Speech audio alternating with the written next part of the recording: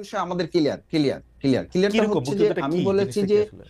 মানে এই কথাটা তো ঠিক যে মুক্তিযুদ্ধ এবং মুক্তিযোদ্ধাদের মতো এত সম্মানিত এই জায়গাটাকে আওয়ামী লীগ এটাকে বিতর্কিত প্রশ্নবিদ্ধ করেছে হুম এবং হুম একটা নিন্দনীয় জায়গায় নিয়ে গেছে তাদের দলীয় সম্পদের উপর। আমি যেটা বোঝাতে চাইছি আপনাকে, হুম প্রথম কথাটা আমাদের ন্যাশনকে আমাদের মেসেজটা তো ক্লিয়ার করতে হবে। আমরা বোঝাতে চাই যেটা হুম যে 2024-এর এই অর্জনটাও যেন আমরা কোনো ব্যক্তি দল গোষ্ঠী রাজনীতির কোনো মার প্যাচে এটা যেন বিতর্কিত না হয়, এটা যেন প্রশ্নবিদ্ধ না হয়। সেই জায়গায় 1971 সালে বাংলাদেশ জামাত ইসলামীর অবস্থান আমরা বহুবার প্রকাশ করেছি, বহুবার পরিষ্কার করেছি। আমরা আমাদের কথা স্পষ্ট করেছি যে দেশের স্বাধীনতা সার্বভৌমত্বকে ধারণ করে বাংলাদেশ জামাত ইসলামী ইসলামী ছাত্র শিবির তার রাজনৈতিক কর্মকাণ্ড পরিচালনা করে। এবং সেই কারণে আপনি দেখেন যে 2024-এর এই গণ অভ্যুত্থানের মাত্র কয়েকদিন আগে আমাদেরকে নিষিদ্ধ করা হলো। কাউকে নিষিদ্ধ করা হলো, আমাদের করা হলো এই কারণে যে তখনকার আন্দোলন সংগ্রামে বাংলাদেশ জামাত ইসলামী ইসলামী ছাত্র শিবিরকে সরকার এবং তৎকালীন গোয়েন্দা সংস্থার রিপোর্ট অনুযায়ী তাদের কাছে মনে হয়েছে দেশপ্রেমের সামগ্রিক চেতনাটাকে বাংলাদেশ জামাত ইসলাম ওকে ইসলামী ছাত্র শিবির লোকেরা ধারণ করে এই কাজটা করছে। আর ছাত্র শিবির তার ছাত্র সংবাদে প্রকাশনা যেটা করেছে এটা একটা বিচ্ছিন্ন ঘটনা। আমি মনে করি যে তাদের এখানে একজন গবেষক একটা লেখা লিখেছে এবং তারা এটা পরে যখন বুঝতে পেরেছে বা এটা না তাদের না পরে নজরে বুঝতে পারে এসছে। নাই, পরে বুঝতে পারে না নাই না ভাই। আমি একটু খালি আমি বলছি যে যখন তাদের নজরে এসছে তারা প্রত্যাহার করেছে এবং এটার জন্য তারা দুঃখ প্রকাশ করেছে। হুম দিস ইজ এনাফ। এখন আমি যদি আপনাকে আরো ধরি যে এটা তো এই নেরেটিভটাকে যদি আপনি ওভাবে নেন, আমি এটা মানে শ্রদ্ধা রেখেই বলছি হুম যে আমাদের এখন বাংলাদেশ জাতীয়তাবাদী দল বিএনপি ওনাদের ওখানে যে মহাসচিব হিসাবে শ্রদ্ধেয় মির্জা ফখরুল ইসলাম আলমগীর সাহেব উনি কাজ করছেন, ওনার বাবা সম্পর্কে আমাদের কাছে কি মেসেজ আছে? তো সেজন্য কি বিএনপি কে এখন ক্ষমা চাইতে বলতে হবে, বা আমরা কি বলবো যে মির্জা ফখরুল সাহেবের শ্রদ্ধেয় মরহুম পিতা মির্জা রুহুল আমিন চোখা মিয়া 1971 সালে উনি ঠাকুরগাঁও জেলার না অন্যতম মানে স্বাধীনতা বিরোধী মাসুদ হিসাবে ভাই, 710 জনের একজন ছিলেন। একটু একটু শেষ করছি যে জি এই মাসুদ ভাই কারণে শেষ কি করুন। এখন বিএনপি কে আমরা ধরবো? না আমাদের নেতৃবৃন্দকে ফাঁসি দেওয়া হয়েছে, তার সাথে তো সালাউদ্দিন কাদের চৌধুরী শহীদ, ওনাকেও ফাঁসি দেওয়া হয়েছে। রাইট। তাতে কি বিএনপি কে না আমরা এখন বা- বলবো যে তাকেও না মাসুদ ক্ষমা ভাই, চাইতে হবে, না বা স্বাধীনতা না মাসুদ ভাই, বিরোধিতা নিয়ে ব্যক্তি তাদের মধ্যেও কনফিউশন আছে? না মাসুদ ভাই, ব্যক্তি আর দলের অবস্থা তো ভিন্ন।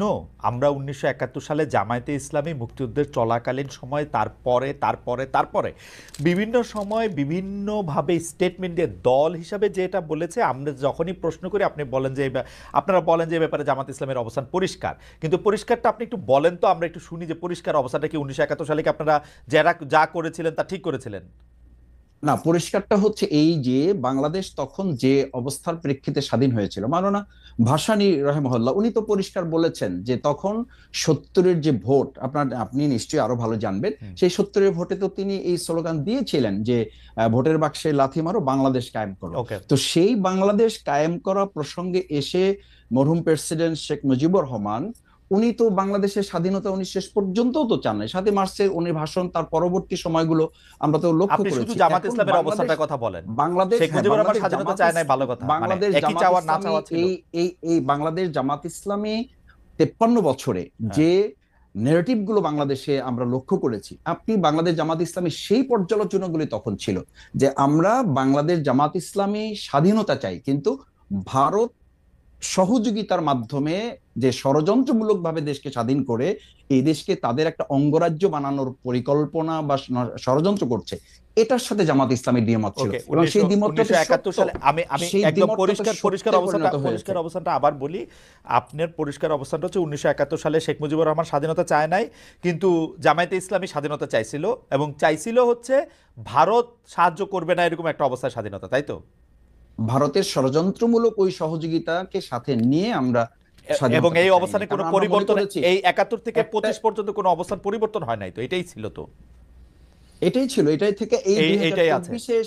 2024-এ এসে এটার পরিবর্তন হয়েছে। আমি বলেছি এবং হুম আমাদের ছাত্ররাও তো বলেছে, জনতাও বলেছে যে ওই 2024-এ 5ই আগস্ট হুম আমরা কিন্তু শুধুমাত্র একটা সরকার পরিবর্তন ঘটাই নাই, হুম আমরা আমাদের এই সন্তানেরা, আমাদের এই ছাত্র জনতা সেদিন একটা আধিপত্যবাদেরও আমরা পতন ঘটিয়েছি। কারণ ওকে। আপনি জানেন যে আপনার আপনার একটা ইস্যু আমি আলোচনাতেও দেখেছি এবং হুম আমাদের দেশের গোয়েন্দা সংস্থা পরবর্তীতে বিভিন্ন আলোচকরাও বলেছেন যে হুম সেদিন 2024-এর জুলাই আগস্টে আমাদের পার্শ্ববর্তী রাষ্ট্রের একটা সক্রিয় এবং শক্তিশালী গোয়েন্দা সংস্থা এই দেশের তৎকালীন দুষ্ট চক্র আইন শৃঙ্খলা বাহিনীতে যারা ছিলেন তাদের সাথে সম্পৃক্ত থেকে আমাদের দেশের ছেলেদের উপর গুলি করা হয়েছে। আমি আমার 67 দিনের রিমান্ডে আমি একটা সাক্ষাৎকারে বলেছি, আপনাকে আবার একটু স্মরণ করাচ্ছি, যে আমাকে যখন ইন্টারোগেশন সেলে নেওয়া হয়েছে তখন চোখ বাঁধা, হাত পা বাঁধা অবস্থায় আমাকে যখন দুটা চেয়ারে শোয়ানো হয়েছে, আমি তাদের কাছে খুব ইসের সাথে জানতে চেয়েছিলাম, স্পষ্টভাবে জানতে চেয়েছিলাম যে আমার চোখ খুলে দেন, অথবা আমাকে দেখতে দেন, অথবা আমাকে পরিচয় দেন যে আপনারা কারা আমার ইন্টারোগেশনে আসছেন। ওনারা অসতর্কতাবশত হোক অথবা কৌশলগত দিক থেকে ওনাদের মনে না থাকার কারণে হোক, ওনারা বলেছেন এখানে দেশি বিদেশি সংস্থার লোকেরা না আছে। না আমি মাসুদ খুব ভাই, আশ্চর্য হয়েছি। আমরাই বক্তব্যগুলি মাসুদ ভাই, এই আমরা একটু পর্যন্ত যখন দেশ গিয়েছে, মাসুদ আমি ভাই, সেজন্য বলেছি যে খালিদ ভাই আমরা একটু আসলে একটু একটু প্লিজ, প্রিসাইজ জি থাকতে জি। চেষ্টা করি। অর্থাৎ 1971 সালে যেভাবে বাংলাদেশ স্বাধীন হয়েছিল, জামাত ইসলাম এটার সাথে একমত ছিল না। তো জামাত ইসলাম এটার সাথে একমত কখনোই পোষণ করে নাই।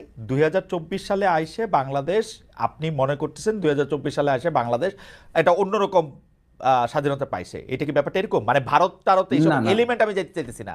আপনি না না, দুই লাইনে আমি বলেন আমার কথাটা 1971 আমার সালে দুই জামাতের অবস্থা সঠিক ছিল।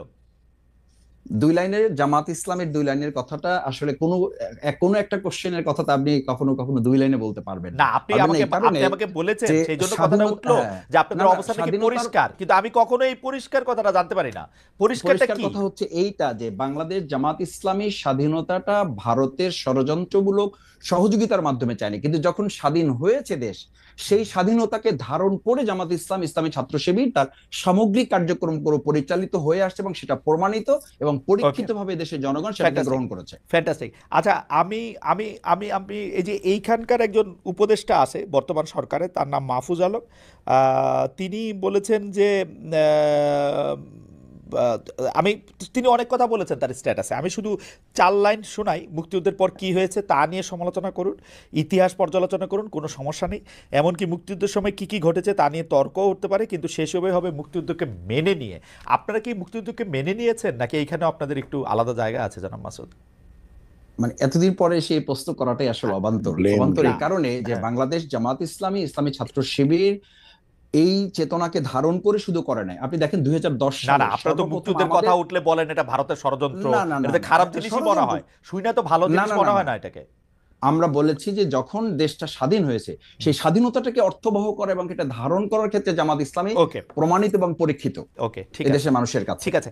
আমরা পরবর্তী প্রসঙ্গে যাই। জনাব মাসুদ, আপনাকে ধন্যবাদ। পরবর্তী প্রসঙ্গ হচ্ছে যে আহ, উম, জনাব আজল বাড়ি হেলাল, এই জাতীয় সরকারে কি আপনাদের আহ্বান জানানো হয়েছিল, অর্থাৎ বিএনপিকে আহ্বান জানানো হয়েছিল?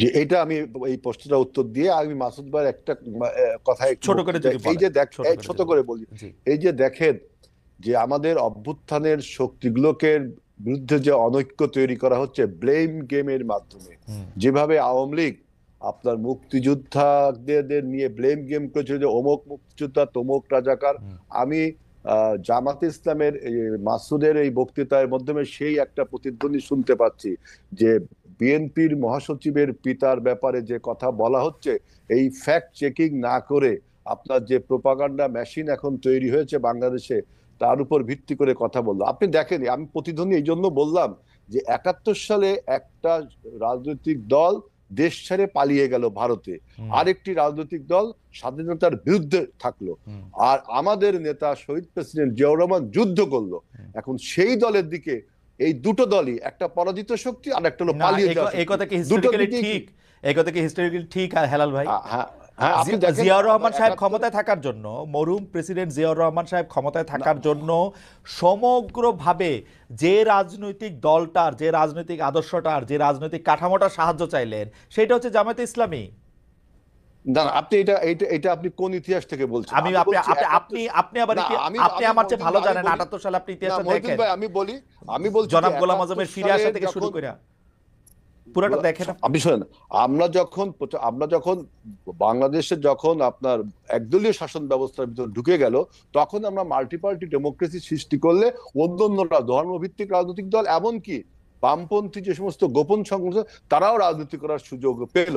আর আমি যেটা বলছি যে ব্লেম গেমের কথা, যে আওয়ামী লীগ যে ব্লেমটা দিত যে অমুক রাজাকার, বিএনপিকে লক্ষ্য করে বলতো, অথচ আওয়ামী লীগ কিন্তু আপনার এদেশ মুক্তিযুদ্ধের সময় ভারতে পালিয়ে গেল, কলকাতায় পালিয়ে গেল, আরেকটি দল বিরোধিতা করলো এই স্বাধীনতা যুদ্ধের। হুম, এই দুটি দলেরই উদ্দেশ্য হলো আপনার যারা অস্ত্র হাতে যুদ্ধ করলো, যে যে যে দলের প্রতিষ্ঠাতা, তার নেতাকর্মীকে নিয়ে একটা ব্লেম গেমে চলে গেল। না না না না, আপনি এটা হেলাল ভাই, আপনি এটা বললে হবে না। জিয়াউর রহমান সাহেব, গোলাম আজম সাহেবের কে দেশে ফিরিয়ে আনা, তাকে রাজনীতি করার সুযোগ দেওয়া, বাংলাদেশকে রাজনৈতিক আদর্শের ক্ষেত্রে জামায়াতে ইসলামীর রাজনৈতিক আদর্শকে হায়ার করা, জনাব শাহ আজিজুর রহমানকে প্রধানমন্ত্রী করা।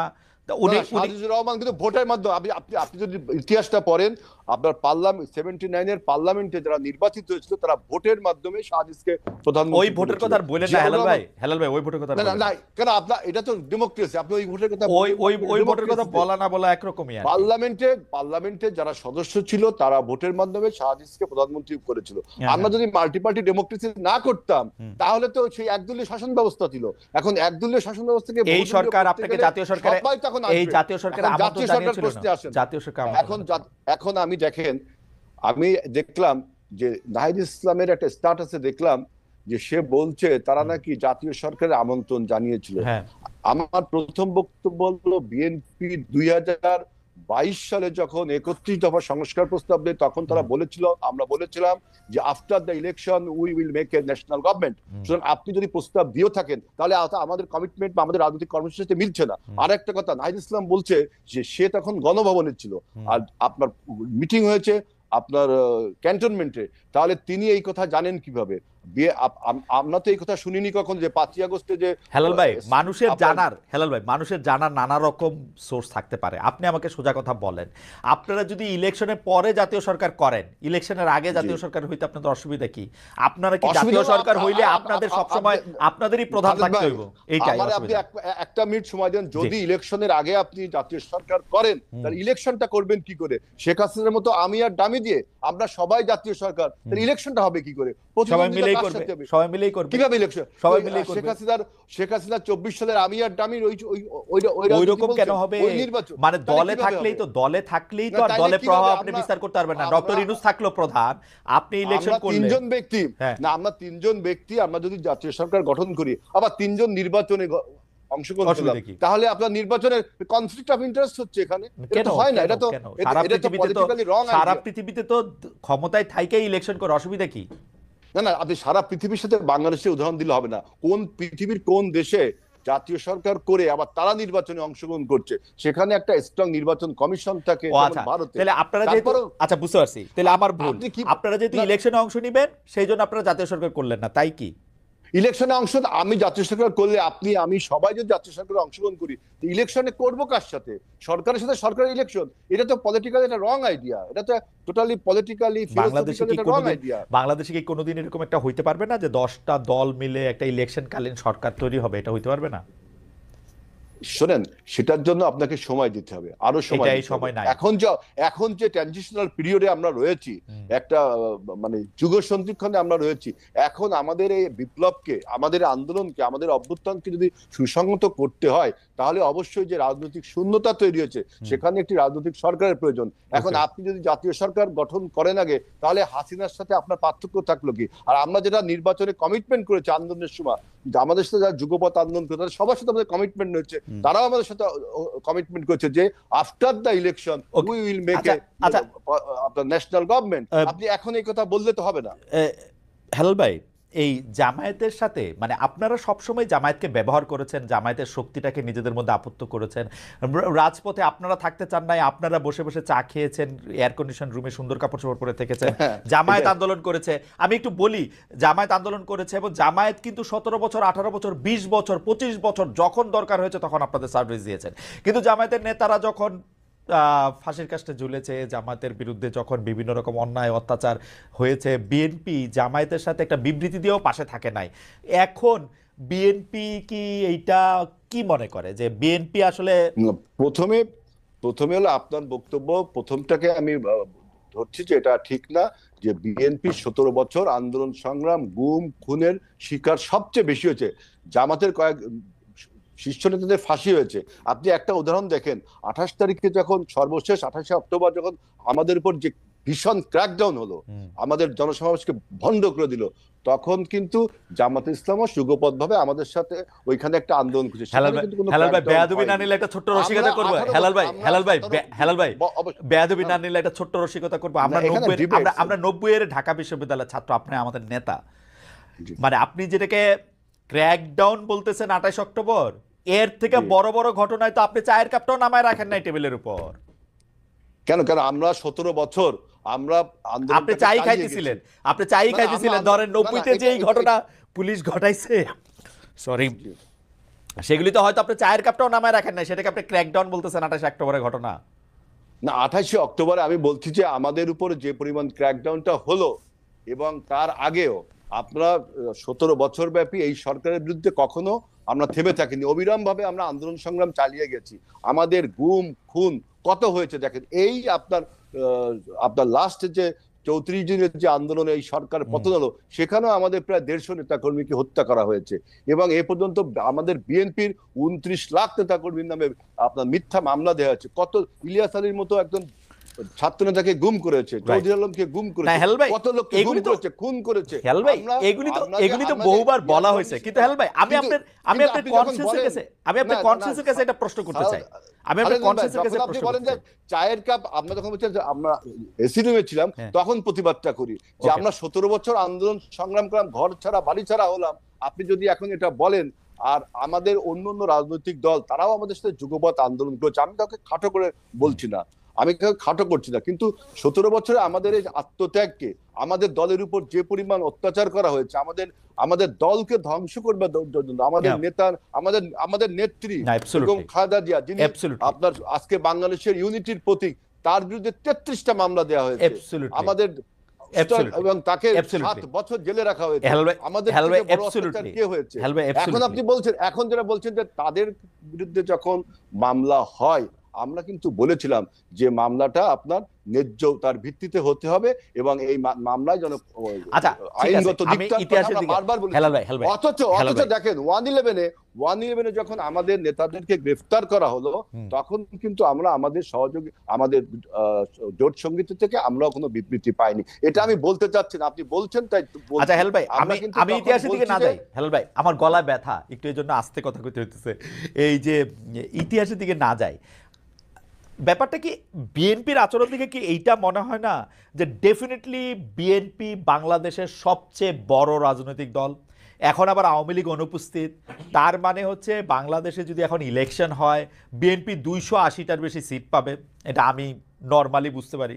তো বিএনপি এখন 280টার বেশি সিট পাবে, বিএনপি অস্থির হয়ে গেছে যে বিএনপি 280 সিট পায় এসে তারেক সাহেব এসে প্রধানমন্ত্রী হবে, বেগম জিয়া যদি রাজনীতিতে থাকতে চান প্রেসিডেন্ট হবেন বা অন্য কোনো কিছু হবেন, জনাব আজিজুল বারী হেলাল বড় একজন মন্ত্রী হবেন, বা কি হবেন আমি জানি না। এবং এইটার জন্যই অস্থির হয়ে গেছেন, এই জন্য যখনই আমরা সংস্কারের কথা বলি, যখন আমরা বলি আমরা কি একই জায়গায় আসব, তখন আপনারা এটা পছন্দ করেন না। যখন এইটার মধ্যে এটা বলা হয় যে ভাই আপনাদের সঙ্গে তো জামাত ছিল, আপনাদের সঙ্গে তো বাম দল ছিল, জনাব সাকি ছিল, জনাব নূর ছিল, এগুলি কথা শুনলেও আপনাদেরকে কষ্ট লাগে। আপনার উপর থেকে দেখেন হ্যাঁ তোমাদেরকে দিয়ে দিব না 5-10টা আসন, এরকম একটা ভাব আপনাদের, তাই না হেলাল ভাই?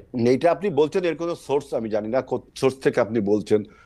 আপনি যে বলছেন অস্থির, আমরা অস্থির হবো কারণ সমস্ত রাজনৈতিক দল, জামাত ইসলামকে নির্বাচন চাচ্ছে না, বাম সংগঠনগুলোকে নির্বাচন চাচ্ছে না। আর আমরা রাজনৈতিক অভিজ্ঞতা থেকে বলছি যে আপনি 111-এর সময় আপনি দেখেন যেই সরকারটা 2 বছর অন্যায়ভাবে ক্ষমতায় থাকলো, 3 মাসের সরকার 2 বছর থাকলো, সেই 2 বছর থাকার ফলে যে 17 বছরের একটা ফ্যাসিবাদ তৈরি হয়েছিল, সেই 17 বছরের ফ্যাসিবাদকে তাড়াতে কত রক্ত এবং সংগ্রামের প্রয়োজন হলো। আবার কি আমরা দেখতে পাচ্ছি যে আবারও যদি এরকম, এই সরকারের মেয়াদ এখনো অনিশ্চিত, আপনারা যদি এরকম এবং এই সরকারের মধ্যে আপনার 111-এর কুশীলবরা কিন্তু রয়ে গেছে এবং ফ্যাসিবাদের কুশীলবরা রয়ে গেছে, এখন তারা আপনার তাদের মেয়াদটাও এখন পরিষ্কার করে বলছে না। সুতরাং আবারও কি খুব পরিষ্কার করে বলছে, খুব পরিষ্কার করে দুটো ডেট যেখানে বলেন, দুটো ডেট না, হেলাল ভাই দুটো date একটা বলছে, একটা দুটো date বলছে। একটা একটা একটা ইয়া বলছে যে মানে হয় ডিসেম্বর থেকে জানুয়ারি জুন পর্যন্ত একটা এটাকে স্প্যান বলছে। আইদার অর মিন্স আইদার আর অন্যারে ভাই, যখন এটা জানুয়ারিতে সময় হলে জানুয়ারি, এবং ফেব্রুয়ারি। এখানে আরেকটা কথা বলছে যে যদি সংস্কার কমিশন যে সমস্ত প্রস্তাব দিছে সেইগুলো যদি রাজনীতিবিদরা না মানে তাহলে তিনি নির্বাচনে যাবে। তাহলে আমার প্রশ্ন, আপনার এই পণ্ডশ্রম কেন? রাজনীতিবিদরা যদি না মানে তাহলে আপনি নির্বাচনে যাবেন, তাহলে এই সময় ক্ষেপণ করছেন কেন? Okay, সময় ক্ষেপণ করে ঠিক আপনি না। বাংলাদেশের স্থিতিশীলতাকে নষ্ট করে এই আমি আসতেছি হেলাল ভাই, আমি আপনার কাছে আসবো। হেলাল ভাই, আমি আপনার কাছে আসবো। আমি একটু মাসুদ ভাইয়ের কাছে যাই। যে বর্তমান উপদেষ্টাদের মধ্যে মাসুদ ভাই কতজন আপনাদের লোক? খালিদ ভাই, দুটো বিষয় একটু আপনার অনুমতি নিয়ে বলি। একটা হচ্ছে যে অন্তর্বর্তীকালীন সরকারের ব্যাপারে একটু আগে যে আলোচনাটা হলো, যে ব্যর্থতা বা ওনাদের দায়বদ্ধতার প্রসঙ্গটা, আন্দোলন একটার পর একটা আসছে। আসলে দেখেন, এই 17 বছরের মাঝে তো নানান বঞ্চনা ছিল মানুষের। সেখানে সরকার কিন্তু এই মাত্র 6 মাসে 136টা আন্দোলনকে তারা মোকাবেলা করেছে এবং সেটাতে ফেস করেছে তারা। দ্বিতীয় হচ্ছে যে যেটা বলা হচ্ছে যে একদল ভারতে পালিয়েছে আর একদল পরাজিত হয়েছে। এখন যদি আমরা এটা জনগণের কথা যদি বলি, যে জনগণ তো এখন এটাও বলে যে একদল তো এখনো লন্ডনে আছে এবং আর একদল তো এখন এই দেশে বসে তারা ভারতের কোলে এতটা ঢলে পড়েছে যে বিগত 17 বছরের সরকার যা যা বলেছে এখন তারা ঠিক সেই কথাগুলোই, জামাতিকরণ হয়ে গেছে, আবুল বারাকাত সাহেব যেভাবে বলতেন, ব্যাংক জামাতিকরণ হয়ে গেছে, শিক্ষা প্রতিষ্ঠান জামাতিকরণ হয়ে গেছে। সৎ, যোগ্য, দক্ষ মানুষ যদি কোথাও বসে, সে যদি জামাত হয়, তাহলে তো দেশের 18 কোটি মানুষ জামাত। সেই কথা তো 24-এর আন্দোলনে আমাদের মা বোনেরা, ভাইয়েরা, ছাত্র জনতা তো এই কথা বলেই তো ফ্যাসিস্টদের সামনে বুক পেতে দিয়েছে। যদি আমি এটার কারণে যদি আমি জামাত হই, আমাকে আমার কাছে মাসুদ ভাই, মাসুদ ভাই জামাতিকরণ হলে, মাসুদ ভাই আমি একটু বলি, একটু বলে রাখি আমাদের অবস্থাটা, আমরা একটু অবস্থাটা বলে রাখি। জামায়াতিকরণ হইলে কিন্তু আমাদের কোনো সমস্যা নাই। জামায়াতিকরণ হোক, পুরা বাংলাদেশ জামায়াতের গাইডবুক দিয়ে চলুক, এটা আরো ভালো। কিন্তু সেইটা জনগণের ম্যান্ডেট নিয়ে এসে করা উচিত না। আপনাদেরই তো ভোটের জন্য অস্থিরতা থাকা উচিত। এটা তো আমরা বলছি না, এটা বলছি যে কেউ কেউ যখন এটা বলেন তখন তো এটা দুর্ভাগ্যজনক, এটা দুঃখজনক না।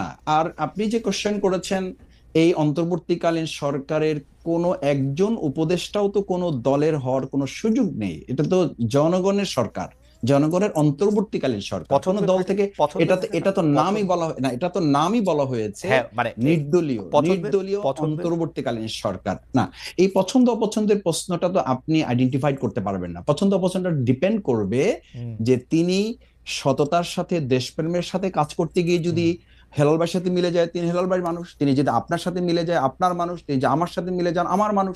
যদি সেটা 18 কোটি মানুষের সাথে মিলে যায়, তিনি 18 কোটি মানুষের। আপনার সাথে তো তিনি তো কোনো একজন ব্যক্তির হবে না, তিনি তো কোনো ব্যক্তির হবে না। মাসুদ ভাই, আপনার এটা করাটা তো ঠিকও হবে না, আপনার সাথে এটা তো কেউ বলতে পারবে আপনার সাথে না, তো বলাটাও ঠিক হবে না। মাসুদ ভাই, আপনার সাথে তো বুদ্ধি দিয়ে, কথা দিয়ে, কোনোটা দিয়ে পারবো না। না। প্লিজ সরল করে বলি যে মাসুদ ভাই, আপনারা যখন আর্মি আপনাদেরকে ডাকছিল, তখন কি আপনাদেরকে কোনো উপদেষ্টাদের নাম দিতে বলছিল যে 5 জন যারা দেশ চালাবে তাদের মধ্যে থেকে 5 জনের কথা বলেন?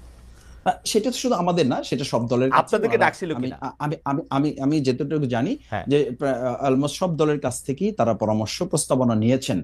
সেই প্রস্তাবনা কোনো দলই তার দেশপ্রেম, তার দক্ষতা, যোগ্যতা, আমানতদারিতার প্রশ্নে সেটা কেউই ওপেন করে না। আবার কেউই কিন্তু কোনো দল হিসাবে তাকে দেয় নাই, দিয়েছে যে দেশের এই ক্রান্তিকালে প্রধান উপদেষ্টাকে সহযোগিতা করতে পারবে এবং আমাদের ছাত্র জনতার যে এক্সপেকটেশন, উই ওয়ান্ট জাস্টিস সহ ফ্যাসিস্ট এবং স্বৈরাচার যেন আর কোনোভাবে মাথাচাড়া দিতে না পারে, বিগত স্বৈরাচারের এবং ফ্যাসিস্টদের যাতে বিচারটা নিশ্চিত করা যায়, সেরকম কিছু মানুষকে বাছাই করতে ক্ষেত্রে সব দলই সহযোগিতা করেছে, জামাত ইসলামী সহযোগিতা করেছে। অ্যাবসলিউটলি। আপনারা যখন উপদেষ্টা পরিষদ ঘোষণা করা হইলো বা পরবর্তীতে উপদেষ্টা পরিষদ 3 জন 4 জন, এই উপদেষ্টা পরিষদে যাদের নিয়োগ দেওয়া হয়েছে তাদের সবাইকে মোটামুটি খুশি আছেন তো, বা ঠিকই আছে মনে করছেন? আমরা কারো উপরে খুশি হইনি, আমরা কারো উপরে বেজারও হইনি। আমরা প্রত্যেককে এই দেশের এখন প্রতিনিধিত্ব করার মতো একজন ব্যক্তি মনে করেছি।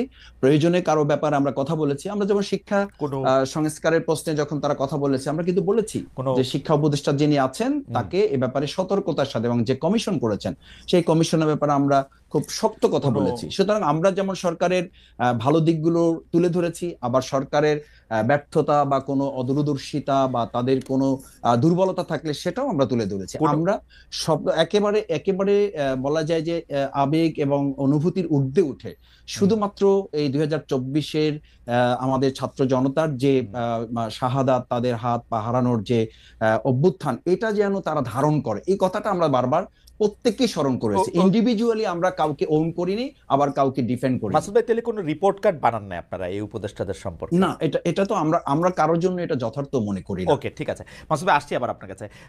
হেলাল ভাই, একই প্রশ্ন, এই উপদেষ্টাদের মধ্যে কতজনকে আপনি পছন্দ করেন বা কতজনকে বিএনপি পছন্দ করেন? আপনাদের কথা বিএনপি শুনেছিল কিনা উপদেষ্টা পরিষদের? এখানে ব্যক্তিগতভাবে পছন্দ অপছন্দের কিছু নেই। পারফর্ম ভালো করলে, যেহেতু এটা নিরপেক্ষ সরকার, নিরপেক্ষভাবে পারফর্ম করলে তাকে সবাই পছন্দ করতে হবে। আমি যে বক্তব্যটা দিতে চাচ্ছি, দেখেন, লন্ডনে বসে আমাদের নেতা যেভাবে বাংলাদেশের মানুষকে গত 17 বছর অনুপ্রাণিত করেছে, অনুরণিত করেছে, মানুষ আন্দোলন করেছে, হাজার হাজার শত শত মাইল দূরে সাইকেলে চড়ে, কলার ভেলায় চড়ে, যেভাবে মানুষ উজ্জীবিত হয়ে আন্দোলনে অংশগ্রহণ করেছে, 24/7 তিনি জনগণের সাথে সম্পৃক্ত রেখে বাংলাদেশে যে আন্দোলনটা সংগঠিত করেছে, যেভাবে আপনি বলতে পারেন ইরানের ইসলামী বিপ্লব খোমেনি আপনার সুইডেনে বসে, সার্বিয়ায় বসে করেছে, ফ্রান্সে বসে করেছে, একই সাথে লেনিন সার্বিয়ায় বসে আপনার কমিউনিস্ট বিপ্লব করলো। এসব এরকম উদাহরণ রয়েছে, এবং তিনি যেভাবে জনগণকে অনুপ্রাণিত করেছে এবং জনগণ কিভাবে তার ডাকে সাড়া দিয়েছে। এবং আপনি দেখেন যে ভারতের কোলে কারা বসছে, এটা একটা বড় প্রশ্ন। দেখেন, আমরা 5ই আগস্টের পরে যখন সরকার গঠন হলো, 8ই আগস্টের কিছু পরে আমি দেখলাম যে মাসুদ ভাইদের দল বলছে যে ভারতের সাথে সুসম্পর্ক করা দরকার। যখন ভারত বিরোধী মনোভাব তুঙ্গে, ভারত যখন আমার বিরুদ্ধে অপপ্রচার করছে, বলছে বাংলাদেশিদের মেরে পা উপর দিক দিয়ে মাথা নিচের দিক দিয়ে ঝুলিয়ে রাখবে, তখন বাংলাদেশের কোন রাজনৈতিক দল, এমনকি উপদেষ্টা পরিষদ, একটা কূটনীতিক বার্তা ছাড়া আর কোনো কিছু করলো না। কোনো রাজনৈতিক দল মাঠে নামলো না। একমাত্র দল বিএনপি। আপনার ইন্ডিয়ান এম্বাসি আমরা অবরোধ করে আমাদের প্রতিবাদ জেনেছি, আমরা সীমান্তব্যাপী লং মার্চ করে আমরা ইন্ডিয়ার বিরুদ্ধে দুটো বিষয় শুধু হেলাল ভাই দুটো বিষয় হেলাল ভাই, এই যে লাইং পলিটিক্স, এই লাইং গুলো কিন্তু আমাদের অনৈক্য তৈরি করে। হেলাল ভাই, দুইটা বিষয় একটু কথা বলতে হবে। এক নাম্বার কথা হচ্ছে যে তারেক সাহেব লন্ডন থেকে বাংলাদেশকে যেভাবে পরিচালনা করেছেন, একতাবদ্ধ করেছিলেন, যেটা বললেন, তাহলে আপনি কি মনে করেন ভবিষ্যতে রাজনীতি এমনই হওয়া উচিত? বিদেশে থাকেন, মাঠে থেকে উনি তো 6 মাস পরেও তাই করতেছেন, 6 মাস পরে তাই করতেছেন, তাই না? আপনি দেখেন, হি হ্যাজ টু লিভ, না 6 মাস পরেও তো তাই করতেছেন, মানে এইটাই হওয়া উচিত তো আসলে, মাঠে না গিয়ে আমরা ভার্চুয়ালি দেখলাম। না, এটাই তো পৃথিবীর ইতিহাসে কি এগুলো নেই? আছে, মানে এইটাই থাকা উচিত কিনা আমি সেটা বলতেছি, ভবিষ্যতে তাই হওয়া উচিত কিনা? ভবিষ্যতে তাই হওয়া উচিত। মাফিয়া না, যদি বাংলাদেশে মাফিয়া সরকার থাকে, তারপরে আরো 6 মাস গেছে ভাই, তারপরে আরো 6 মাস গেছে ভাই, আপনি তারপরে 6 মাস গেছে। বাংলাদেশ কি আপনি মনে করেন এখনো স্থিতিশীল রয়েছে? বাংলাদেশ কি এখনো নিরাপত্তার মধ্যে রয়েছে? শুধু স্থিতিশীল হওয়ার পরেই উনি আসবেন? না, বাংলাদেশে কি এখনো নিরাপত্তার মধ্যে রয়েছে? না, মানে বাংলাদেশে যদি নিরাপত্তা প্রতিষ্ঠিত হয় তাহলেই উনি শুধু আসবেন? না, আপনি পৃথিবীর ইতিহাসে দেখেন, অ্যাঙ্গোলার স্বাধীনতা যুদ্ধে যে নেতা ছিল, সে স্বাধীনতার কতদিন পরে দেশে গেছে? আমি অ্যাঙ্গোলার কথা জানি না, আমি অ্যাঙ্গোলার কথা জানি না, এত অ্যাঙ্গোলার কথা জানি না। অ্যাঙ্গোলাটা খুঁজে বাইর করছেন, ভালো বাইর করছেন ভাই, পরে শিখাই দেন এটা অন্য সময় কমুনে। যে অ্যাঙ্গোলাটা বক্তব্য হলো যে বাংলাদেশে এখন যে সরকার, সেই সরকারের তো আপনার স্ট্রেংথ নেই যে একটা লোককে সিকিউরিটি দেওয়ার মতো। আপনার বাংলাদেশে এখনো প্রতিবেশী রাষ্ট্রের ব্রেন, না আপনি দেখেন প্রতিবেশী রাষ্ট্রের ব্রেন চাইল্ডরা বাংলাদেশে রয়ে গেছে। এমনকি প্রতিবেশী রাষ্ট্রের ব্রেন চাইল্ডরা রয়ে গেছে এখন। এবং কিভাবে বোঝা যাবে যে ব্রেন চাইল্ডরা চলে গেছে? ব্রেন চাইল্ডরা চলে গেছে কিভাবে বোঝা যাবে? আপনি দেখেন, বাংলাদেশে যদি একটা আপনার এখনো পরাজিত শক্তি, মাফিয়া শক্তির যারা প্রশাসনে ছিল, পুলিশে ছিল, তারা এখনো বীর দর্পে বিভিন্ন আপনার প্রশাসনে রয়ে গেছে। এমন একটা অবস্থার সৃষ্টি হয়েছে বাংলাদেশের আইন শৃঙ্খলার পরিস্থিতির যে অবনতি হয়েছে এই সরকারের। আমি আর কথা বলতে চাই না, অ্যাঙ্গোলার উদাহরণটা দেখে নিব না, এটা নিয়ে আর কথা বলতে চাই না। আমি আপনার একটু বলি, ভারত নিয়ে কিন্তু বিএনপির অবস্থান আমি সবসময় ডুবিয়াস দেখি। আপনার মনে থাকবে 2001 সালে, আমি বলি, আমি শুধু 2001 সালে বলি, 2001 সালে ভারত ক্ষমতা আসার পরে প্রথমে বলতে শুরু করেছিল যে বিবিআনার গ্যাস, বিএনপি বলতে শুরু করেছিল যে বিবিআনার গ্যাস সে পুরোটা দিল্লিতে রপ্তানি করতে চায়। সাইফুর রহমান বলেছিল মাটির তলে গ্যাস রেখে লাভ কি? আপনারা টাটাকে চিটংয়ে স্টিল মিল করার ইয়ে দিতে চেয়েছিলেন একই রকম টাকা একটা দেওয়ার ক্ষেত্রে। আপনারা পর্যন্ত কি হয়েছিল? আপনারা ভারতের শেষ কথায় পর্যন্ত কি? তাইওয়ানকে স্বীকৃতি দিয়েছিলেন, মানে বিএনপির ইয়া কিন্তু বোঝা যায় না ভারত নিয়ে আসলে। না, তাইওয়ানের সাথে ভারতের সম্পর্ক ওইটা অন্য জিনিস। না, কিন্তু সবকিছু নিয়ে সবকিছু গ্যাস সম্পর্কে বলেন, আপনি জানেন। বিবিয়ানের গ্যাস বলেন আর আমাদের মাটির তলের গ্যাস, শেষ পর্যন্ত কি বাংলাদেশ ভারতের কাছে গ্যাস না দিয়েছিল? দিতে পারে নাই তো, কারণ শেখ হাসিনা জামাত ইসলামী দুইটাই আন্দোলন করছিল। বামদের না, নেতৃত্বে শেখ হাসিনা আর জামাত ইসলামী আলাদা না, এই গ্যাস দেওয়ার ব্যাপারে আলাদা আলাদা আন্দোলন করছে। তাইলে হাসিনা যখন গ্যাস বিক্রি করলো তখন তারা আন্দোলনটা করলো না কেন? হাসিনা কোথায় গ্যাস বিক্রি করছে? হাসিনা কোথায় হ্যাঁ, হাসিনা গ্যাস বিক্রি কোথায় বিক্রি কোথায় করছে। কোথায় এইবার 2016 সালে কোথায়? হাসিনা গ্যাস বিক্রি করেছে কোথায়? ভারতের কাছে, গ্যাস বিক্রি করেছে কোথায় সেটা ভারতের বলুন কাছে তো। গ্যাস বিক্রি করেছে। আপনি আবার চুক্তিগুলো পড়েন, আপনি অতীতের ইতিহাস আমি আজকে বলে গেলাম, আপনি দেখেন কোথায়? কার কাছে? ভারতের কাছে ও জামাত ইসলামী তো তখন আপনাকে লগে ছিল, আর না জামাত ইসলাম আন্দোলন করে নাই, ঠিক বলছেন। কিন্তু আপনারা গ্যাস দিতে চাইছিলেন, পুরা বিবিয়ানা দিল্লিতে চলে যাবে সরাসরি। সেটা তো আপনি চাইছিলেন, আমরা কি দিয়েছি? না, রক্ত দিয়ে ঠেকানো হয়েছে, এটা রক্ত দিয়ে 4 দিন হরতাল লাগছে রে ভাই। না ভাই, এটা কিন্তু তখন জামাত বা আওয়ামী লীগ না, জামাত তখন আপনাকে লগেই, জামাত তো আপনাকে হ্যাঁ, মন্ত্রী। তাইলে আওয়ামী লীগ এবং বামরা, তেল গ্যাস বিদ্যুৎ বন্ধ রক্ষা কমিটি। না, তখন আমরা কোনো ভারতের কাছে আমরা গ্যাস বিক্রি করিনি, একমাত্র দল আওয়ামী লীগ গ্যাস বিক্রি করেছে। এই তথ্য আপনি দেখে নিয়েন যে একমাত্র দল আওয়ামী লীগ যারা গ্যাস বিক্রি করেছে। আওয়ামী লীগের গ্যাস বিক্রির কথা আমি জানি না, আওয়ামী লীগ আর অ্যাঙ্গোলার কিচ্ছাটা আপনি আমাদের দিয়েন, আমি এটার মধ্যে আলাদা করে দেখব না। আর আমি একটু আবার মাসুদ ভাইয়ের কাছে যাই। মাসুদ ভাই, ডক্টর মোহাম্মদ ইউনূসকে এই অন্তর্বর্তীকালীন সরকারের প্রধান করার ব্যাপারে কি আপনাদের প্রস্তাব ছিল, আপনাদের এক ঐক্যমত ছিল, নাকি এটা কি ছিল আসলে? মানে আপনারা ডক্টর মোহাম্মদ ইউনূস যে অন্তর্বর্তীকালীন সরকার প্রধান হবেন, এটার ব্যাপারে আপনারা হোয়াট ডিড ইউ ডু? দুটো বিষয় একটু সংযুক্ত করে নেই। সেটা হচ্ছে যে আমাদের বলা হয়েছে যে আমরা একটাকে বলা হয়েছে ভারতে পালিয়েছে আর একটা পরাজিত শক্তি।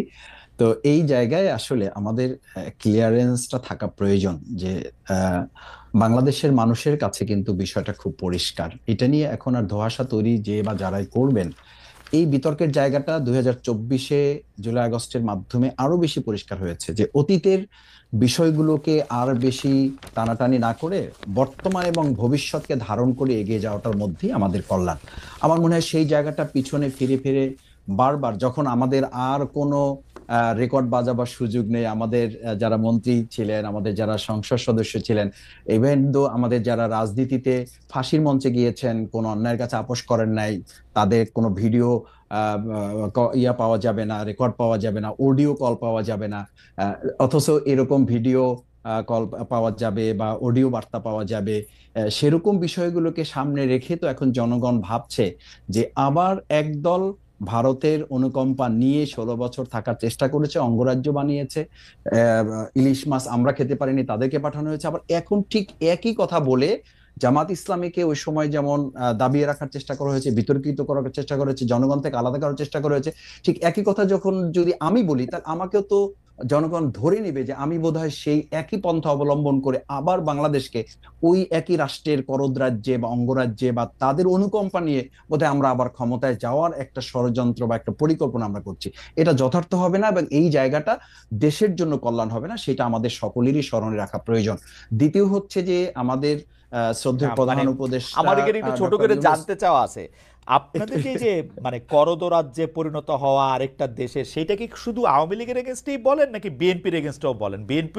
বিএনপিও ক্ষমতায় আসলে করদ রাজ্যই হয়। এবং আপনাদের এই বয়ান কখনোই চেঞ্জ হয় না। 1971 সাল ছিল ভারতীয় ষড়যন্ত্রের তৈরি একটা কাহিনী, ওই ভারতীয় ষড়যন্ত্র, ওই ভারত বিরোধিতা, আপনারা এটা পপুলিস্ট জায়গা থেকে এই ব্যাপারটা বলতেই থাকেন। এবং না, এটা ঠিকই আছে, এটা বলতে হবে আমাদের, এবং এটা করে কিন্তু আপনারা মুক্তিযুদ্ধের বিতর্কিত করেন, কিন্তু আপনারা কিন্তু প্রতি মুহূর্তে মুক্তিযুদ্ধকে ছোট করেন, প্রতি মুহূর্তে 1971 সালকে অস্বীকার করেন, প্রতিটা মুহূর্তে আপনারা করতে থাকেন। এটা তো সত্য ঘটনা, এটা তো সত্য এবং আপনাদের সত্য আর অন্য সত্য তো আলাদা হইতে পারে। না, এটা আলাদা সত্য না, এই সত্যটা আমাদের মেজর জলিল উনিও বলে গেছেন। এখন দেখেন মতিউর রহমান রেন্টুর লেখা একসময় পড়া হতো না, এখন তো সবাই পড়ছেন, জানছেন। কর্নেল রশিদ সাহেবের লাইফটাকে যদি ধারণ করা যায় তাহলে ইতিহাসের যে অংশগুলো তিনি তুলে ধরেছেন এগুলোকে তো কেউ চ্যালেঞ্জ আচ্ছা, করছে আমি না একটা এখন পর্যন্ত। হাইডসাইড একটা কথা বলি, মানে এই যে 1971 সালে চ্যালেঞ্জ যদি করছে না, চ্যালেঞ্জ করছে না কেউ। 1971 সালে যদি জামায়াতের অবস্থা, মানে জামাত যেটা চাইছিল সেটা যদি সফল হইতো তাহলে কি হইতো আসলে? মানে ভারত না, জামাত এই যেটা ষড়যন্ত্র, ভারত এই ষড়যন্ত্র করে আর কিছু করতো, আর তোরা বাংলাদেশ স্বাধীন হতো না, এই তো স্বাধীন হতো, বাংলাদেশ স্বাধীন হতো, বাংলাদেশ ভারতের সাহায্য এবং ছাড়াও স্বাধীন হতো, ভারতের বাংলাদেশের স্বাধীনতা ছাড়াও স্বাধীন হতো। অবশ্যই অবশ্যই স্বাধীন হতো, অবশ্যই স্বাধীন হতো। এই দেশ স্বাধীন হয়েছে না ভারতের বিরুদ্ধে লড়াই করে। আমি বলেছি 2024-এর আমাদের যে ছেলেরা, জনতা, ছাত্র, শিক্ষার্থী, মা বোনেরা এই আধিপত্যবাদের মানে বিরুদ্ধে আপনি লড়াই করেছে, আপনার কিন্তু আপনারা এই একটা কথাটা সরকারের বলেন, বিরুদ্ধে লড়াই আপনারা এই করেনি। কথাটা রাজনৈতিক বক্তৃতায় বলেন, ঠিক আছে মাসুদ ভাই, আপনি যদি এখন না, না, 2024-এ এটা- বলেন যে এটা- ভারত থেকে এটা- স্বাধীন হয়েছে এটা- বাংলাদেশ, আমরা আমরা খুব সিনসিয়ারলি বলি, এটা আমরা খুব সিনসিয়ারলি ভারত থেকে স্বাধীন হয়েছে এবং বাংলাদেশ। এদেশে আমাদের দেখেন ঢাকা বিশ্ববিদ্যালয়ে কি স্লোগান হয়েছিল, দিল্লি না ঢাকা। কেন এই স্লোগান হয়েছিল? হয়েছে এই এই জন্য স্লোগান আপনারা যে দিছেন আমাদের রে ভাই, দেশের আপনারা না, না, না, এই আমরা স্লোগান দেই। আপনারা দিছেন। দিল্লি তাহলে না তো ঢাকা দেশের স্লোগান 18 ছিল না এখানের মধ্যে, দিল্লি না তাহলে স্লোগান তো- আপনাদের পুশ করা স্লোগান। এই স্লোগানের না, মধ্যে না, না। কোটানা মেধা ছিল, এই স্লোগানের তাহলে- মধ্যে হাসিনার পতন ছিল, এইটার মধ্যে থেকে আমাদের ভোট দেওয়ার কথা ছিল, অনেক কিছু ছিল। আপনারা দিল্লি না তাহলে তো ঢাকাটা 18 এই বয়ান আপনারা সামনে আনতেছেন, কারণ হচ্ছে যে আপনারা এইটাই মনে করেন, আপনি মনে করেন যে বাংলাদেশ স্বাধীন হওয়া ভুল হয়েছে, আপনি মনে করেন বাংলাদেশ না, না। স্বাধীন হইতে পারলে ভালো হতো। স্বাধীন হওয়া ভুল হয়েছে 71-এর এটা বলি পজিশন না, আপনি আমরা চেঞ্জ বলি- করেন না রে ভাই, 71-এর change পজিশনেই করেছি আছেন আমরা। আপনি, আমরা চেঞ্জ পজিশনেই আছেন। আমরা যেটা আপনি করেছি পরেন সেটা ঠিক রেখেছি। পরেন সংগ্রাম ইত্তেফাকে আমরা তো আপনাদের সেটা বক্তব্য ঠিক যেটা রেখেছি। ছাপা হয়েছে ওইটাতেই আছেন আপনারা। হ্যাঁ, পড়েছি যে ওখানে আমাদের যেটা পড়েছি Absolutely সেটা ওই জায়গার হচ্ছে মধ্যেই যে আছেন। এরকম ষড়যন্ত্রমূলক একটা স্বাধীনতা আমাদের দেশের মানুষের প্রয়োজন ছিল না, এবং Absolutely সেই প্রয়োজন এখনো নাই, ছিল না। এখনো এটা- নাই। এটা আমরা তখন বুঝেছি, আর এটা অনেকের বুঝতে 53 বছর লেগেছে খালিদ ভাই, হুম। 53 বছর লেগেছে। যার কারণে এখন স্লোগান উঠেছে দিল্লি না ঢাকা। আমাদের এই যে দেখেন 2010-এ যখন আমাদের নেতৃবৃন্দকে গ্রেপ্তার করা হয় তো একদম সিলে একটা ম্যাটার, কেন টিপাই মুখবাদের বিরুদ্ধে আমাদের লোকেরা, আমাদের নেতৃবৃন্দ তখন আওয়াজ তুলেছিল, বিভাগে বিভাগে প্রোগ্রাম করেছিল। ঠিক একইভাবে এই জন্য আমি মনে করি যে আমাদের ভারত ইস্যুটা আপনি কখনোই এটাকে সাইড করতে পারবেন না, এই জন্য যে হয় তাদের বন্ধু হতে হবে, না হলে তাদেরকে শত্রুতামূলক যে আচরণ তাদের, এটা ঠিক করে তো আপনাকে এটা ফেস করার জন্য আপনাকে এই দেশের জনগণকে তো প্রস্তুত রাখতে হবে। এটা হয়েছে না। দেখেন আপনি সীমান্তে এখন আমাদের কাস্তেওয়ালারা, মানে আমাদের সম্মানিত এবং প্রিয় কৃষকেরা হাতে কাস্তে নিয়ে তারা সীমান্ত রক্ষার জন্য আমাদের বিজিবির ভাইদের সাথে তারা অংশগ্রহণ করছে। আপনি- ঝিনাইদহে এখন অলরেডি আমাদের না, এটা ঝিনাইদহে এটা already এটা আমাদের- এটা এটা আপনি ইন্টারন্যাশনালি এটা বললেন না, এটা আমাদের জন্য খুব গর্বের ব্যাপার না। না যে আমাদের বিএসএফ এর ভাইদের সাথে কারো কাস্তে নিয়ে এটাতে দাঁড়ায় থাকতে হয়। না, This is দাঁড়াবে not the না, কেন? case. আমাদের দেশের This is জনগণ, not the case. আমাদের দেশের আমি আপনাকে বলি, আমি বাংলাদেশের পররাষ্ট্রমন্ত্রী, সাবেক পররাষ্ট্রমন্ত্রীর ইন্টারভিউ করছিলাম সেই সময়, বাংলাদেশের আওয়ামী লীগের আমলে এই মোমেন সাহেব ছিল, আওয়ামী লীগের আমলের থেকে ঢুকে ডয়েচে বেলের হয়ে তো কি দুইজনকে মেরে ফেলছে নাকি একজনকে মেরে ফেলছে, আমাদের পররাষ্ট্রমন্ত্রী বলছিল ওরা বাহাদুরি দেখাইতে আসছিল, ওদেরকে দেখাই দিছি। দিস ইজ নট দি, মানে এটা তো কূটনীতিক কথা হইতে পারে না যে বিএসএফ এর সাথে কাছে নিয়ে পুলিশ যাবে এখন, মানে কৃষক এটা যাবে। পররাষ্ট্রনীতি, এটা দেশপ্রেমের তো একটা বড় চেতনার দায় না। আপনাকে এটা আপনাকে মাথায় রাখতে হবে যে শুধুমাত্র সেনাবাহিনী, শুধুমাত্র সামরিক বাহিনী অথবা বাহিনীর সদস্যদের উপর ভিত্তি করে বাংলাদেশ সেই 71-ও তো স্বাধীন হয় নাই, 24-এও তো আমাদের শুধু প্রশাসনকে মোকাবেলা করে নাই, আমরা প্রশাসন, সরকার এবং একটা আধিপত্যবাদকে মোকাবেলা করে তাদেরকে উৎখাত করা হয়েছে। সুতরাং এটা তো গর্বেরই ব্যাপার, এটা ধারণ করার ব্যাপার। সেই জায়গায় আপনি যে কোশ্চেনটা করেছেন, প্রফেসর ডক্টর মোহাম্মদ ইউনূসকে প্রধান উপদেষ্টা করার প্রশ্নে মূলত ছাত্রদের দাবি ছিল, ছাত্রদের দাবি ছিল এবং অন্যান্য পার্টিগুলোর সাথেও বাংলাদেশ জামাত ইসলামের যতটুকু আলাপ আলোচনা তখন ছিল, আপনারা জানেন যে আলোচনার ভিত্তিতেই যখন এটা আলোচনা এসছে, ওই সময়ে প্রফেসর ডক্টর ইউনূস সাহেবকে সামনে রেখে এই কাজটা করলে বাংলাদেশের তাৎক্ষণিক স্থিতিশীলতাটাকে ধরে রাখা অপেক্ষাকৃত আমাদের জন্য মনে হয়েছে এটা যৌক্তিক। সেই জায়গাটা বাংলাদেশ জামাত ইসলামী ধারণ করেছে। ওকে, আমি একই প্রশ্ন মাসুদ ভাই আপনাকে ধন্যবাদ, জনাব আজিজুল বারী হেলাল আপনাকে করতে চাই। খুব দ্রুত আপনি কি বলবেন মোহাম্মদ মোহাম্মদ ইউনূসকে এই অন্তর্বর্তীকালীন সরকার প্রধান হওয়ার পিছনে বিএনপির অবস্থান কি ছিল? না, এটা ঠিক, প্রফেসর ইউনূস একটা আন্তর্জাতিক মানের ব্যক্তিত্ব। এরকম একটি ট্রানজিশনাল পিরিয়ড, এরকম একটি গণ অভ্যুত্থানের পরে তার মতো একজন ব্যক্তিত্বকেই প্রধান উপদেষ্টা হিসেবে জনগণ, বিএনপি সবাই আর কি মেনে নিয়েছিল। এ ব্যাপারে বিএনপির কোনো দ্বিমত নেই। কিন্তু এখন যেটা বলা হচ্ছে যে পারফরমেন্সের দুর্বলতা, বর্তমান ইউনূস সরকার কতগুলো ভুল তিনি করে ফেলেছেন। যেমন তিনি আমাদের এই যে গণ অভ্যুত্থানের ঐক্যকে অনেকটা ক্ষেত্রে কিন্তু বিনষ্ট করেছেন। যেমন তিনি যখন বললেন তার নিয়োগকর্তা ছাত্ররা একটা শ্রেণীকে তিনি হাইলাইট করলেন, তখন এই আন্দোলনে সবাই, আমরা বলছি, মাসুদও বলছে, আমিও বলছি, সবাই আমরা অংশগ্রহণ করছি। সেখানে একটি শ্রেণীকে বিশেষভাবে হাইলাইট করা, তারপরে যখন বলে যে এই আন্দোলনের মাস্টার মাইন্ড অমক, তখন কিন্তু আমাদের সমস্যাগুলো হয়। এবং তিনি এই উপদেষ্টা কেন পরিষদ, সমস্যা হয় ভাই, কেন? আপনি আপনি যখন সবাই সমন্বিতভাবে একটি আন্দোলন, একটি গণ অভ্যুত্থান করলো, তখন আপনি একক কোনো ব্যক্তিকে না একক কোনো ক্রেডিট দিতে চান না, একক কোনো ব্যক্তি মানে কি? ডেফিনেটলি তো এটা ছাত্রদের ক্রেডিট তো দিতে হবে, আপনার ডিউ ক্রেডিট। ছাত্রদের ডিসক্রেডিট তো কেউ করছে না। করছেন তো, তাহলে ডক্টর ইউনূস বলছে যে এই ছেলেটা পিছন দিক থেকে এটা আপনি- আন্দোলন করছে, অসুবিধা কি? এটা কি ঠিক? এটা কি ঠিক তো, ঠিক? তাহলে ঠিক তো। আর মানুষ, এটা ঠিক না, এটা আপনি ওরা বললে তো সামনে হবে না। ছিল, ওরা সামনে ছিল, তাহলে আপনি ওরা যে অত্যাচারিত হয়েছে। সামনে সবাই ছিল, শোনেন, সামনে যে ব্যানারটা ছিল, আমাদেরও তো অনেক ছেলে পেলে, আমি তো বললাম 150 নেতা কর্মী 34 জনে আমাদেরই মারা গেছে, আমি সেই হিসাবে যাচ্ছি না। কিন্তু যে ব্যানারটা আমরা দিয়েছিলাম সবাই ঐক্যবদ্ধভাবে, রাজনৈতিক কৌশলের কারণে আমরা একটি অরাজনৈতিক ব্যানার দিয়েছিলাম। আজকে তারা যখন ক্রেডিট ক্লেম করে তখনই কিন্তু বিভক্তি আসে। আপনারা ব্যানার দিবেন কেমনে? আপনারা ব্যানার দিলে তো সাউন্ড গ্রেনেড মারলে আপনারা চলে যান। না না না, সাউন্ড গ্রেড মারলে সবাই যাবে। সাউন্ড গ্রেড মারলে এখানে তো সাউন্ড, না ওরা তো উল্টা, ওরা তো একটা মারে একটাই মরে, আর কেউ মরে না, যায় না। ওরা মানে কারা? সেখানে ছাত্ররা কি রাজনৈতিক ছাত্ররা, কি রাজনৈতিক ছাত্ররা ছিল না? ছাত্রদল ছিল না? ছাত্র শিবির ছিল না? ছাত্র ইউনিয়ন ছিল না? বামপন্থী ছাত্র সংগঠন ছিল? সবাই ছিল, সবাই ছিল। গুটি কয়েক ছেলেকে যদি আপনি বলেন, হ্যাঁ, তখন আপনার পার্থক্যটা কি হেলাল ভাই? আপনি দেখেন, আমারে মাইরেন না, কিন্তু আপনি পার্থক্যটা দেখেন। ওরা ছিল এখানে, সাহসটা পাইছে কই? ওরা সাহসটা পাইছে আপনাদের মানে আমরা তো এটা, এই যে বিএনপি নেতাদের থেকে আলাদা ছিল, সেই জন্য পাইছে না বিএনপি নেতারা সেখানে ছিল, বিএনপি ছাত্র দলের নেতারা থাকলে কইতো যে একটু দৌড় দিয়া হিট এন্ড রান করে চলে আসো পালায়া।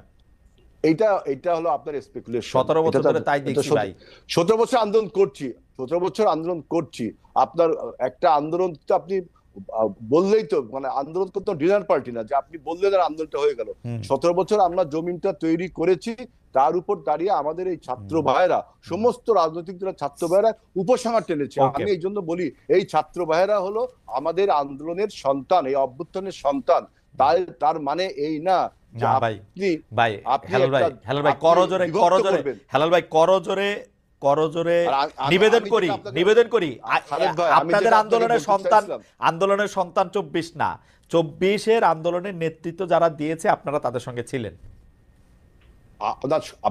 আপনারা এইভাবে ডিভিশন করেন বিধায় কিন্তু আজকে বাংলাদেশের এই তর্ক এবং বিতর্কে ফ্যাসিবাদের যত অপবাদ, মাফিয়ার যত অপবাদ, তা চাপা পড়ে যাচ্ছে এবং বাংলাদেশে বিভিন্ন প্রতিবিপ্লবী সিনড্রোম দেখা দিচ্ছে। আমি আপনাকে একটা কথা বলি, আমি যে অ্যাঙ্গুলার স্বাধীনতার কথা বলেছিলাম, অগস্টিনো নেটোর নাম আপনারা সবাই শুনেছেন। অ্যাঙ্গোলার স্বাধীনতা যুদ্ধের নায়ক অগস্টিনো নেটোর যদি আত্মজীবনীটা দেখেন তাহলে দেখবেন যে তিনি স্বাধীনতার পরে যখন দেশে সুরক্ষা নিশ্চিত হয়েছে, তার দল মনে করেছে তখন তিনি যাবেন। আমাদের দল যখন মনে করবে যে এখন দেশে যাওয়া উচিত, তখন অবশ্যই তারেক রহমান দেশে আসবেন। সুতরাং এটা নিয়ে অন্য কোনো ন্যারেটিভ বানানো উচিত না। এবং পেট্রোলিয়াম গ্যাস 2019 সালে ভারত এবং বাংলাদেশ সমঝোতা স্মারক চুক্তি স্বাক্ষর হয়েছিল এবং ট্রায়াল বেসিসে একটি চালানো ভারতের ত্রিপুরা রাজ্যে এবং অন্য জায়গায় গিয়েছিল 2019 সালে। আপনি দেখবেন আবার 2019 সালে কি হয়েছিল ভাই? তরলীকৃত পেট্রোলিয়াম গ্যাস এবং এলপিজি, এই দুইটা গ্যাসের ভারতের সাথে আপনার বাংলাদেশের সমঝোতা স্মারক চুক্তি হওয়ার পরে আপনার ট্রায়াল বেসিসে একটি চালান ত্রিপুরা রাজ্যে এবং আরেকটি কোথায় যাবে 2019 সালে। সেটা কার গ্যাস, কে বানাইছে? সুতরাং বাংলাদেশ থেকে তোলা গ্যাস, টাকার গ্যাস। আমাদের এলপিজি গ্যাস, আমরা যে এলপিজি, আমাদের যে তরলীকৃত গ্যাস, পেট্রোলিয়াম গ্যাস, সেই গ্যাসটা গিয়েছে। আপনি কি কার সোর্স থেকে তুলছে? বাংলাদেশের সোর্স থেকে না ইন্ডিয়ার সোর্স থেকে? আমাদের সোর্স থেকে তোলা হয়েছে। আমাদের গ্যাস। ওটা তুলে আমি এটা দেখব না, ঠিক আছে। আপনি 2019 সালে চুক্তিটা পড়েন। আচ্ছা, ভারত বাংলাদেশ যে ওই চুক্তিগুলি তো অবশ্যই, মানে এতে তো কোনো সন্দেহ নাই হেলাল ভাই। মানে আওয়ামী লীগের তো ইন্টারেস্টিং, আওয়ামী লীগে শেখ হাসিনা নিজে বলছে, আমাদের এটা ইনভেস্টিগেটিভ জার্নালিজম করে বাইর করতে হয় নাই, আওয়ামী লীগ নিজে বলছে বিএনপি সরি ভারতকে যা দিয়েছি তা তারা হ্যাঁ। কোনোদিন ভুলতে পারবে না। এটা শেখ হাসিনা নিজে বলছে, তার মন্ত্রীরা পররাষ্ট্রমন্ত্রীকে ভারতে বলছে যে আমাদের আওয়ামী লীগকে আরো কিছুদিন রাইখা দেন। সুতরাং বিএনপি ভারতের সাথে কখনো না, কোনো বিএনপিটা তাই বলে মতজনকে অস্বীকার বিশ্বাস করেন করে না ভাই। আপনি BNP আবার র পড়েন standard- সাইফুর রহমান গ্যাস পাঠাতে চাইছিল কিনা, খালেদা জিয়া এটাতে সমর্থন দিছিল কিনা, আবার পড়েন চাইছিল, বিবিআনার। আর সমর্থন আচ্ছা, দেওয়া আরে আর ভাই পাঠানো পারে নাই তো একই আমাদের জন্য, আমরা হরতাল করছি এই জন্য পারেন নাই। না, সেটা আপনার যদি সেটা করে থাকে এটা দেশের জন্যই তো করেছেন, আর আমরা যদি না দিয়ে থাকি এটা এবং দেশের বিএনপি জন্যই তো আমাদেরকে আমরা পিটা দেইনি। দিছে সে সময়, না না, এই পেপারে এইটা আছে, BNP পইরা দেখেন। তেল গ্যাস বিদ্যুৎ বন্দর রক্ষা শোনো। কমিটি, আপনি পইরা দেখেন। হ্যাঁ, আনু এটা মোহাম্মদ পড়ে স্যারের দেখেন। উপর যে হামলাটা হয়েছে সেটা আওয়ামী লীগ করেছে। না, আনু মোহাম্মদ স্যারের উপর উপর, আনু মোহাম্মদ স্যারের উপর হামলা বিএনপিও করছে, এই যে এই বিবিআনার গ্যাস রপ্তানি নিয়ে। সাইফুর রহমানের পাতার পর পাতা বক্তব্য আছে ভাই, মাটির তলে গ্যাস রেখে লাভ কি? বরঞ্চ বিএনপি বলেছে যে বাপেক্সকে উন্নত মানের করে না করে আমরা কেন বাইরের কোম্পানিগুলোকে বাংলাদেশে গ্যাস উৎপাদন করছি? বিএনপির এগুলো আমরা হচ্ছে এটা লিপ কিন্তু সার্ভিস। 5 বছরে একটুও বাপেক্সের উন্নতি করে নাই রে ভাই। আপনি না, না, এখন এখন বাপেক্সকে- এখন এখন এখন আপনি ইকবাল হাসান মাহমুদ টুকু ভাইরে জিজ্ঞেস করেন, টুকু ভাই কতবার চাইছে পেট্রোলে এর বাজেট দিছে কিনা, জিজ্ঞেস করেন এখনই। না, আপনার বাংলাদেশ পেট্রোলিয়াম এক্সপ্লোরিং কর্পোরেশনকে তো আমরাই আপনার আধুনিকায়ন যতটুকু করার করেছি, কিন্তু অন্য আমলে আওয়ামী লীগের আমলে এই বাপেক্সকে ঠুটো জগন্নাথ বানিয়ে আরো একটা কথা বলি, বাইরের company আরো একটা কথা থেকে- বলি, টাটাকে আপনারা জমি দিতে চাইছেন, একটা নির্দিষ্ট মূল্যে হ্যাঁ। গ্যাস দিতে চাইছেন, একটা লম্বা সময় ধরে, এটা বহুত কিছু করছেন, আন্দোলনের মুখে আপনারা পিছিয়ে আসছেন। সুতরাং আপনারা খুব ইন্ডিয়া আন্দোলনের বিরোধী। মুখে না। আপনারা ইন্ডিয়ার ক্ষমতায় আসলে আবার ইন্ডিয়ার পেটের মধ্যেই ঢুকে যাবেন, যতই মুখে যা কিছু বলেন। ইন্ডিয়ার সাথে ওয়ার্কিং অবশ্যই এটা জামাত ইসলামীও করবে। বলি ওটা অবশ্য জামাত ইসলামীও করবে।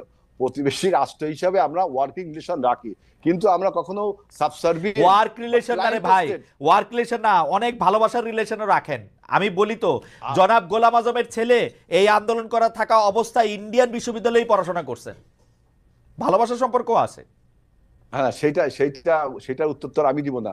না না, সেটার আপনি দিতে উত্তর পারেন। আমি আমি দিব। বলতেছি হচ্ছে যে ভালোবাসার সম্পর্ক থাকে, পলিটিক্যালি একটা অবস্থান না, নেয় না। এইবার দেখেন বিএনপি যে স্ট্যান্ডটা তার ক্লিয়ার করলো যে ভারত বিরোধী মনোভাব জনগণ যখন তুঙ্গে, তখন এই জনগণের মনোভাব আপনার ধারণ করেই তো আমরা প্রোগ্রামগুলো একটা দেশের একটা দেশের পররাষ্ট্রনীতি কোনোদিন একটা বিরোধী, একটা দেশ বিরোধী মনোভাব হইতে পারে?